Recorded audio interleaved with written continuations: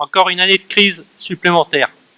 Cette accumulation de mauvaises années affaiblit le moral, crée des arrêts d'activité, provoque de l'agressivité, et certains ne trouvent plus d'intérêt de participer aux réunions. Dans un tel contexte, il est difficile pour l'agriculteur qui arrive à la retraite de trouver un successeur. Et parfois, dans le code de Nagaek, c'est l'ensemble des associés qui arrêtent le métier. Pour stopper ce fléau, il nous faut des prix rémunérateurs et arrêter de changer les règles à tout moment, notamment la directive nitrate où on ne comprend pas pourquoi cette dernière a été modifiée car tous les indicateurs sont en dessous des normes à respecter. La diminution du calendrier d'épandage oblige à avoir plus de matériel, ce qui engendre encore une hausse des charges dont on ne peut plus supporter le poids.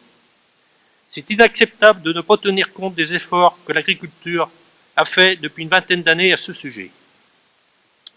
La peste porcine est présente aux frontières de notre pays. On sait que le virus peut être transmis par le sanglier. Pour limiter ce risque sanitaire, il semble primordial que les chasseurs puissent les tuer.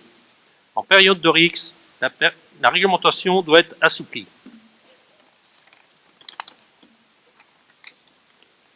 Le PUI du pays de Mortagne est à 2 mois de l'enquête publique.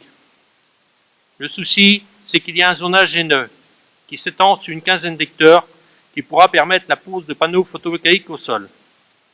L'emplacement se situe à proximité d'un ancien site d'uranium. Pour l'agriculteur qui exploite ces terres, une telle emprise mettra son activité en péril. La profession agricole a toujours dit non à ce zonage et dira toujours non, d'autant plus qu'il n'y a pas de foncier de disponible sur ce secteur pour servir de compensation. La terre doit être réservée à l'agriculture. La production d'énergie peut se faire sur la pose de panneaux photovoltaïques sur les toitures.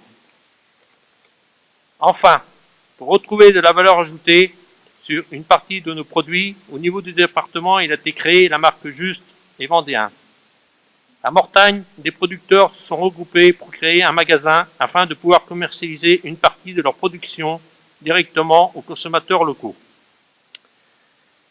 Et je terminerai en conclusion, les jeunes agriculteurs seront heureux de vous accueillir à la fête d'agriculture qui aura lieu sur notre canton le 31 août et le 1er septembre. Merci de votre écoute.